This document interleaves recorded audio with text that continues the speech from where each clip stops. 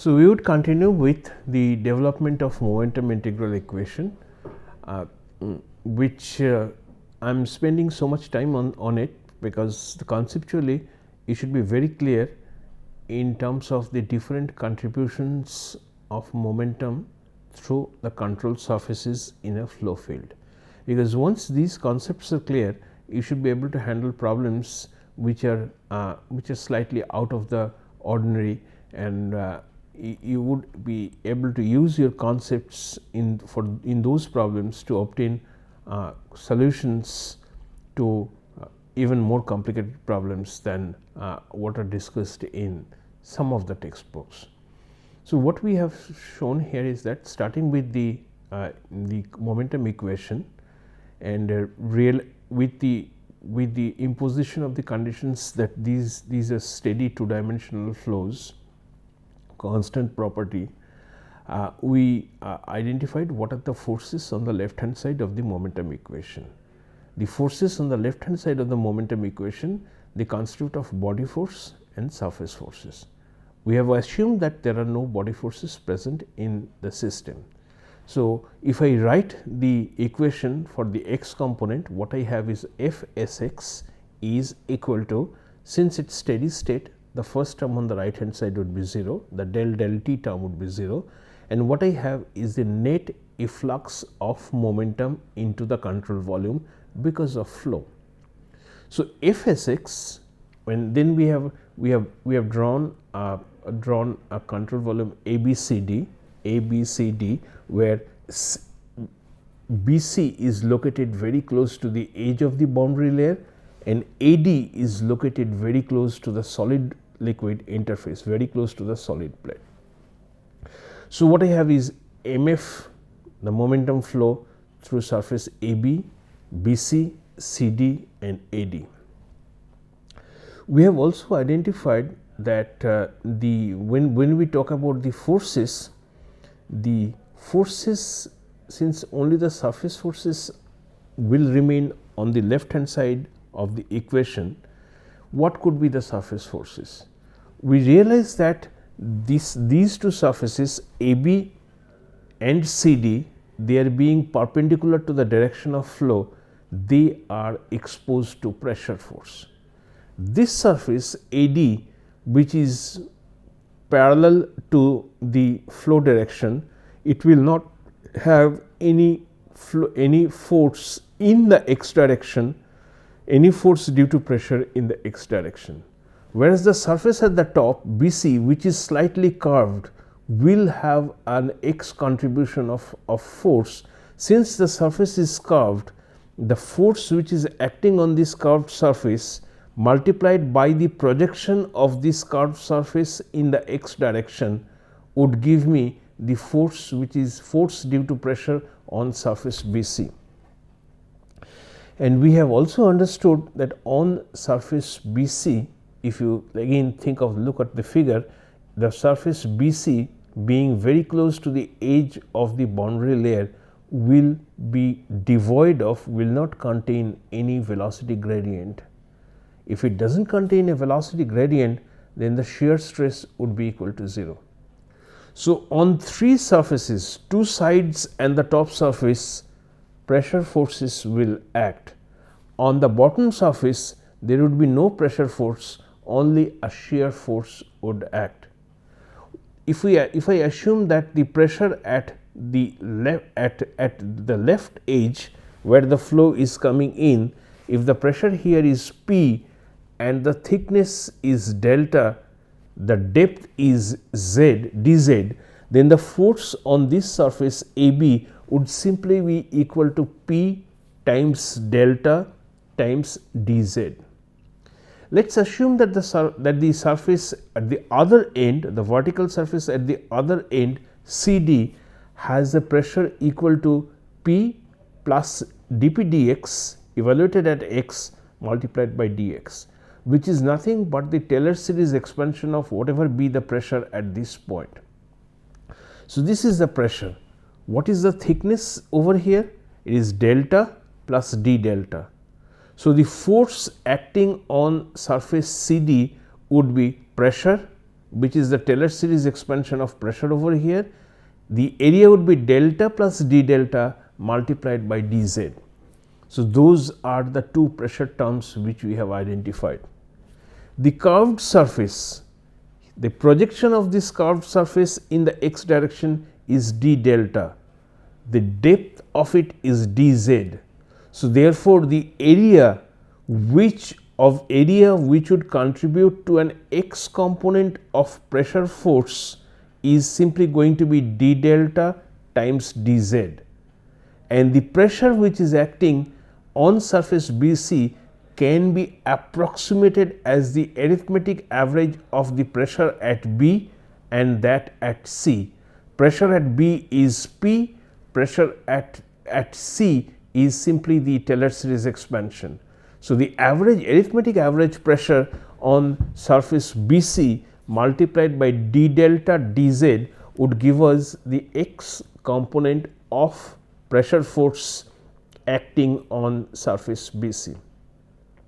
The only other thing which remains is what is the shear force on surface AD, the surface AD which is located very close to the solid surface. Now, we are expressing it, the force on surface AD as minus of tau w times the area. What is the area? The length times the depth, dx times dz. So, minus tau w times dx dz would give us the shear force acting, the x component of the shear force acting on surface AD. Why this tau w and why this minus? Tau w is introduced because tau w is the engineering parameter that we would like to know. What is the shear stress expressed by the moving fluid on the solid object is the second criteria, second point of our interest. Our first interest is to obtain delta as a function of x. The second, probably more important, is to find out what is the wall shear stress. What is the shear stress experienced by the solid object when there is a relative motion between the fluid above it and the plate below. So, tau w is the force experienced by the solid. But when we think of the control volume of the fluid, we need to find out what is the force on the control volume. If the force experienced by the plate is tau w, then the force experienced by the fluid above it must be equal to minus tau w. So, the force experienced by the control volume due to shear in the x direction would simply be equal to minus of tau w multiplied by dx dz. So, now we have all the terms present in order to be used in the equation of motion. All the force terms, 3 pressure and 1 shear, and on the right hand side we have all the momentum flow, the momentum that comes into the control volume because of flow. So, all the terms are in place. You plug in, put in the term of the equations, and then you simplify. I will not do the simplification process in here because no additional concepts are involved. It is only an algebraic manipulation of these 6 or 7 terms in order to arrive at the final form. So, that part is done in your text, but since nothing new in terms of conceptual clarification is required, I will not do that in the class. You can take a look at your textbook Fox and MacDonald, where this has been done in great detail. So, what I am going to do is I am simply going to write the final form of the simplified equation when all these considerations are put into place. And what we are going to get out of this is known as the momentum integral equation. So, I think conceptually it is clear how it is to be done. The only thing that remains is to put those terms, simplify them, rearrange them, and get the final form of the equation that I am going to write now. what you get is tau w by rho is equal to d dx of u square theta plus delta star u du dx. This theta, I think you will recall, is the momentum thickness, which is defined as Vx by u 1 minus Vx by u times dy, and delta star is the displacement thickness, which was defined in the following form. So, this is the all important momentum integral equation. So, what is then momentum? What are the salient features of momentum integral equation? That it relates the wall shear stress with the momentum thickness, with the displacement thickness, and variation of the velocity and variation of the free stream velocity over x. So, points to note here is, first of all, this gives an ODE. Unlike the analytic approach we have used before, we have seen before, this equation gives rise to an ordinary differential equation and not a partial differential equation, which is a huge improvement of our previous approach, that we deal with an ordinary differential equation. The second one that you would see is that the wall shear stress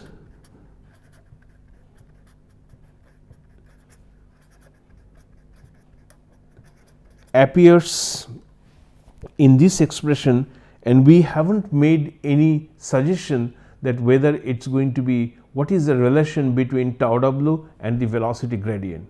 So, it is open to Newtonian as well as non-Newtonian type of flows, and since the relation between tau w and the wall shear stress are not specified, it can be used for laminar flow as well as for turbulent flow.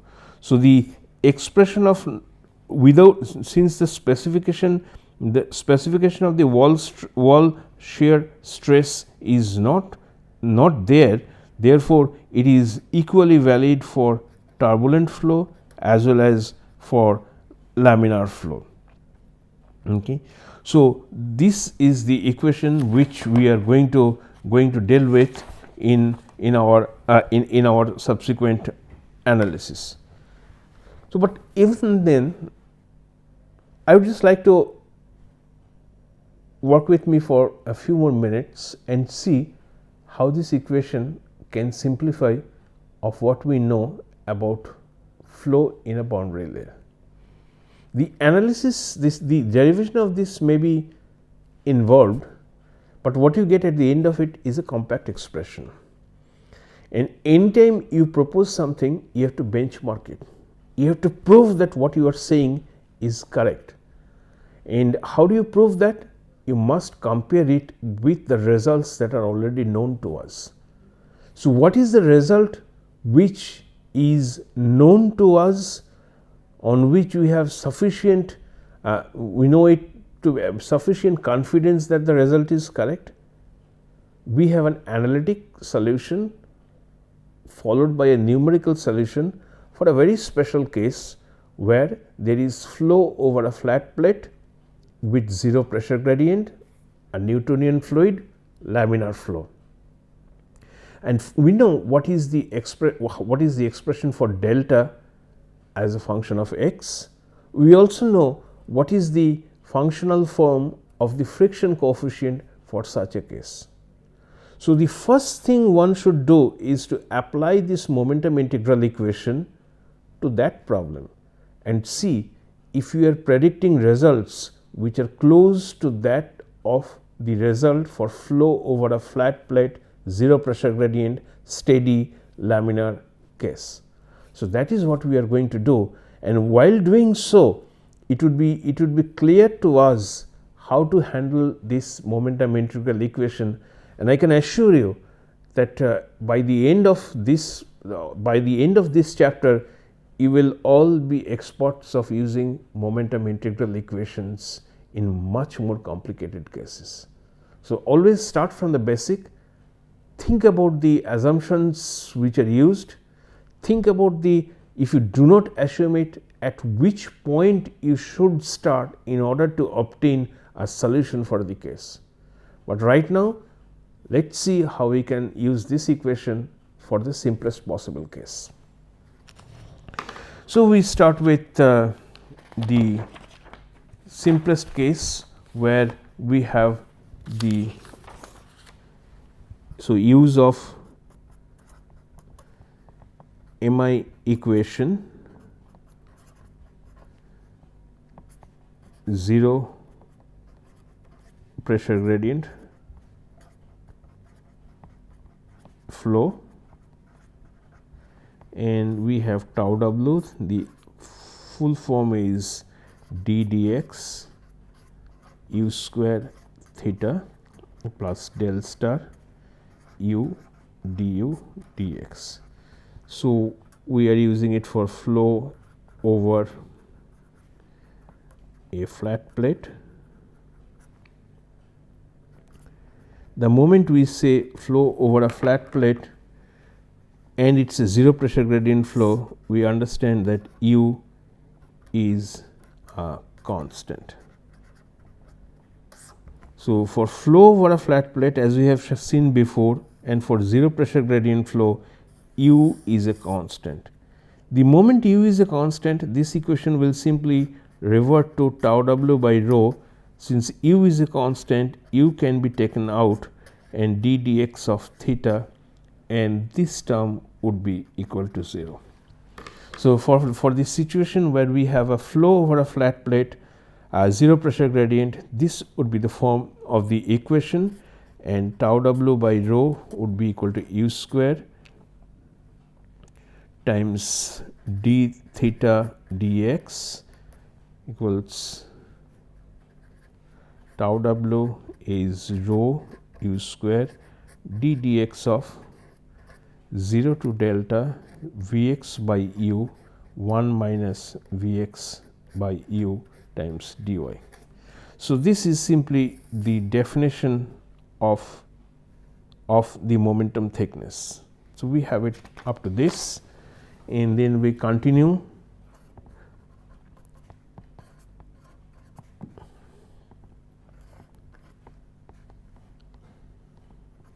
And we will say that y by delta is equal to eta, where we are done, since the velocity in the previous equation, the velocity is dimensionless. Since we are dividing velocity, local velocity, by the free stream velocity, which is a constant. So we are dividing y by delta in order to dividing y by delta in order to bring in a new variable which we call as eta, and therefore the limit from 0 to delta, since we are dividing it by delta, it would simply be equal to 0 to 1. 0 to 1, the Vx by u will remain unchanged, 1 minus Vx by u, and from dy it simply would be d eta, and therefore d eta, and I bring the delta outside where I have the d dx as well. Are the steps clear? First of all, from the previous expression, I see that the velocity is dimensionless. So it was y there. So I am going to change y to a dimensionless variable eta. So I divide both sides. I divide it by delta, and this is just a definition. So therefore dy would simply be delta times d eta. Delta is the local thickness of the boundary layer. So to the previous equation, I substitute, instead of dy, I substitute delta times d eta. So delta times d eta, so delta can now be taken outside, and I would clearly write it rho u square d delta dx 0 to 1, let us put it inside a bracket, Vx by u times 1 minus Vx by u times d eta. Now, if you look at the third bracket, this one in here,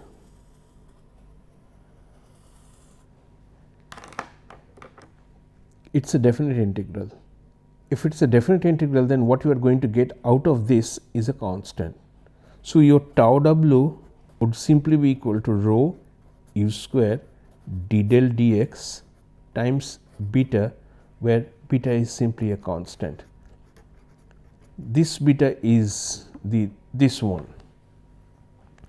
Now, therefore, in order to do this, one must know what is Vx by u as a function of eta. If I can find out, if I have some means to find out the variation or the dimensionless velocity as a function of eta, then by substituting this functional form in here, I should be able to obtain the numerical value of beta. And I am integrating it from 0 to 1, I am integrating it over a fixed interval. So, what I would get out of this is just a constant. So, the only job that one has to do in solving a problem with momentum integral equation is to suggest what would be Vx by u, what would be the profile of Vxu in terms of eta. Now, one can choose a linear profile, a parabolic profile, a cubic profile, or some other profile. Surprisingly, you would see that the results are going to be very close to the one that we have obtained from the Blasius solution. Why? That we will discuss later. But let us start with some assumed profile of Vx by u in terms of eta, the dimensionless distance. And let us first assume it is to be a parabolic profile. So, Vx by u is equal to a plus b eta plus c eta square, where a, b and c are constants. Whenever you propose such a profile, you must have a way to evaluate a, b and c. So, how do you evaluate that? In order to evaluate that, you should know Vx by u or the variation of Vx by u at different values of eta. Remember again, eta is y by delta and y is the distance from the solid plate over which the flow takes place. So, what is the condition on the solid plate? Vx is 0, no slip condition. So, you can say that eta equals 0, Vx by u is equal to 0, first condition, but you need two more to obtain what is going to be two more to obtain the values of the other two constants. What is the other boundary that you can think of? Where it is the edge of the boundary layer. And what happens at the edge of the boundary layer? What is going to be the value of Vx by u at the edge of the boundary layer? It must be equal to 1, since Vx is equal to u at the edge of the boundary layer. And secondly, another factor another characteristic of the profile that you know is that's going to happen is that the gradient of the velocity with respect to y disappears when y is equal to delta. When y is equal to delta, eta is equal to 1. So, at eta is equal to 1, Vx by u is equal to 1 and del y of Vx by u is going to be equal to 0, since the velocity gradient disappears at the boundary layer. Let me write it and it would be more clear to you. So, what I am proposing is that Vx by u is equal to a plus b eta plus c eta square. So, I therefore need boundary conditions. So, what I am saying is that at y equals 0, Vx is 0, at y equals delta, Vx is equal to u, and at y equals delta, del Vx by del y is equal to 0. So, you can convert them to in terms of eta as well. So, what it essentially tells you is that eta equals 0, Vx by u is equal to 0, at eta equals 1, Vx by u is equal to 1, and at eta equals 1, dVx by u by d eta is equal to 0. So, these are the conditions which are to be used with this equation to obtain the values of a, b and c. So, when you evaluate the values of a, b and c utilizing these fundamental physical relations, what you get is Vx by u to be 2 eta minus eta square. So, where eta is equal to y by delta. So, now it becomes pretty straightforward. My equation was for the flow of a 0 pressure gradient flow, tau w by rho is d dx of, or rather u square is outside, times theta, and which would again leads to, when I express it in terms of dimensionless quantities, tau w is equal to rho u square d delta dx 0 to 1 Vx by u 1 minus Vx by u times d eta. From our assumed profile, I know what is Vx by u. I put it over here and I put it over here as well. When I assume that it is a Newtonian fluid. If it is a Newtonian fluid, then tau w is simply going to be mu del Vx del y at y equals 0. When you use this over here, you would simply get is to be equal to 2 mu u by delta. So, your tau w is now becomes equal to 2 mu u by delta. What you have is rho u square over here d del dx, and when you perform the integration over here from 0 to 1, this becomes 2 eta minus eta square, and this becomes 1 minus 2 eta plus eta square times d eta. Perform this integration. I will not do it over here, but what you would get is simply 2 mu by delta rho u is equal to 2 by 15 d del dx. Remember, since this is a definite integral, you are just going to get a constant, and which turns out to be equal to 2 by 15. So, your choice of Newtonian fluid and your choice of any arbitrary profile has given rise to a compact ordinary differential equation connecting delta with x in terms of the properties mu and rho, the unknown delta, and the condition and the flow, the free flow, the velocity at the outside of the boundary layer. So, you integrate it once, and what you get is del square by 2 is equal to 15 mu by rho u times x plus c, where c is the constant of integration. So, at x equal to 0, at the edge, at just the beginning of the flat plate, at x equal to 0, delta, the boundary layer thickness is 0, which would give rise to c equals 0. So, therefore, when you substitute it, is equal to 5.48 by root over r e x. So, this is the thickness of the boundary layer as a function of axial distance, thermophysical properties, and so on.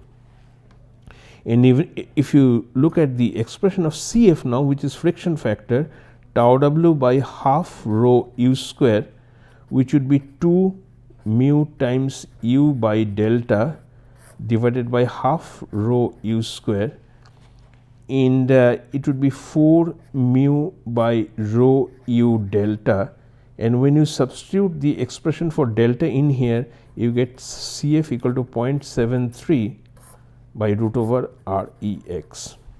So, these quick solutions give you the growth of the boundary layer and what is the friction coefficient. If you do not remember this, if you do not remember, I am going to use what we have done in Blasius solution, what we have obtained in Blasius solution. Delta by x was 5.0 by root over Rex, and from Blasius solution we have obtained 0.664 by root over Rex. That is the beauty of it. See, the form of the two equations are identical between a method which is integral, which is easy to use, which does not assume most of the things that are required in Blasius solution, where the solution is so simple and you get a relation of delta which is only 10% different from that of the exact solution of Blasius, coupled with the numerical solution by Haworth, and this is 0.73 and this is 0.664. So, if you just look at these two things together, they will highlight the utility of momentum integral equation. That means you are getting two cases. One is so complicated to use, you are working with PDEs, you are working with numerical solutions, and the other you are working with an ODE which is versatile, which is easy to use, and at the end both are giving you almost same results, same form and almost same values, numerical values. So, definitely momentum integral equation is the method of choice for solving flow for boundary layer problems. And later on we would see how this equation, momentum integral equation, can be used for other type of geometries as well. But at the end of the day, still the question persists, why was momentum integral equation successful in getting a result which is within 10% of the accurate result by Blasius? What is the secret of the momentum integral equation? The secret lies in the fact is that we are dealing with a very thin boundary layer, and in a very thin boundary layer, if you can correctly identify what is the boundary condition on the solid plate, which is no shear, and what is the condition at the edge of the plate, that is the velocity is equal to the free stream velocity and the gradient of the velocity is 0. So, you have identified three boundary conditions at the edge of the boundary layer and on the surface, and the entire thing is very thin. So, if in a thin flow domain your three boundary conditions are correctly specified, then no matter whether you take it as a plus b eta plus c eta square or a plus b eta cube or any other form, the chances are that it is almost sure that you are going to get results which are going to be very close to the differential approach. The differential approach, the velocities etc. are going to be valid at every point. In the integral approach, it's not accurate, but it is so easy to use. Since momentum integral equation is an order of magnitude simpler to use, and it is not restricted to the type of flow, unsteady flow, presence of a pressure gradient. So, it's a flexible equation to begin with, and depending on the complexity of the problem that you are dealing with, you have to solve sequentially. But at the end of the day, it's an ordinary differential equation, unlike the Blasius solution case. So, momentum integral equation is therefore the method of choice for handling most of the boundary layer problems. So, in our subsequent classes, we would see the use of momentum integral equations for the most complicated case for turbulent flow as well. and see how good they can represent or predict the experimental results, and that would underscore the utility of momentum integral equation even more.